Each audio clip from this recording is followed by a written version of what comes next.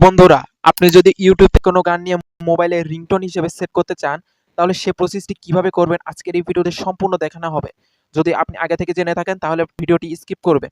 আর যদি না জেনে থাকেন তাহলে ভিডিওটি কন্টিনিউ করুন। সম্পূর্ণ প্রসেসটি দেখানো হবে। চলুন তাহলে ভিডিওটি শুরু করি। আর হ্যাঁ, আমাদের এরকম ভিডিও পেতে চ্যানেলটি সাবস্ক্রাইব করে সাথে থাকবেন। প্রথমে কাজটি করার জন্য মোবাইলের ইউটিউবে চলে আসবেন।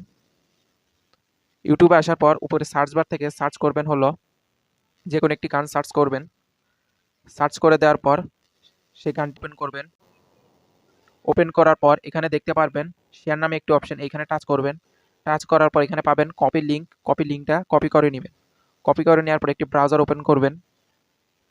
ব্রাউজার ওপেন করে দেওয়ার পর সার্চ বারে গিয়ে সার্চ করবেন হলো ওয়াইটি ভিডিও কনভার্টার MP3 ডাউনলোড। এই লেখাটা আপনার ভালোভাবে দেখিনি। এটা লিখে সার্চ করার পর এখানে যে ওয়েবসাইটটি পাবেন এটাতে টাচ করে দিবেন। টাচ করে দেওয়ার পর ওয়েবসাইটের নামটা খেয়াল করে রাখুন, এখানে লিঙ্কটা পেস্ট করে দিন। পেস্ট করে দেওয়ার পর স্টার্টে প্রেস করুন। প্রেস করে দেওয়ার পর কিছুক্ষণ লোড হবে। লোড হওয়ার যাওয়ার পর ইউটিউবে যে ভিডিওতে দেখেছিলেন সেই ভিডিওটা এখানেও শো করবে, থাম্বনেল সহ। এই যে দেখুন শো করছে। এখন যদি আমরা এটিকে ডাউনলোড করতে চাই, কনভার্ট MP3 টাচ করে দিবেন। এখান থেকে আপনারা ভিডিও ডাউনলোড করতে পারবেন। সেজন্য কনভার্ট MP4 টাচ করে দিলেই এটা ভিডিও হিসেবে আপনার মোবাইলে ডাউনলোড হয়ে যাবে। আমরা যেহেতু অডিওটা ফাইলটা শুধু নিব সেজন্য কনভার্ট MP3 টাচ করে দিয়েছি। টাচ করে দেওয়ার পর ডাউনলোড MP3 টাচ করে দিবেন। টাচ করে দেওয়ার পর দেখুন আবার প্রসেসিং হচ্ছে।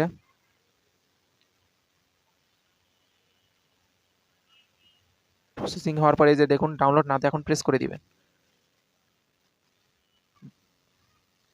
এই যে দেখুন আমাদের ফাইলটি সম্পূর্ণ ডাউনলোড হয়ে যাচ্ছে। নেট স্পিডে এই মুহূর্তে কিছুটা স্লো, যার কারণে একটু সময় লাগছে। আচ্ছা, আমাদের ফাইলটি ডাউনলোড হয়ে গিয়েছে। এখন আমরা ব্যাকে চলে আসবো। আসার পর মোবাইলের সেটিংয়ে চলে আসবেন। সেটিং আসার পর এখান থেকে পাবেন হলো সাউন্ড অ্যান্ড ভাইব্রেশন নামের অপশন। এখান থেকে রিংটোন নামে এক সব অপশন পাবেন, এখানে টাচ করবেন। টাচ করার পর উপরে প্লাস আইকনে টাচ করবেন। বা আপনাদেরও এখানে যে কোনো কাস্টম রিংটোন নামে থাকতে পারে বা অ্যাড নামে অপশনে থাকতে পারে। আমার এখানে প্লাস আইকন রয়েছে, সেটা আমি টাচ করলাম।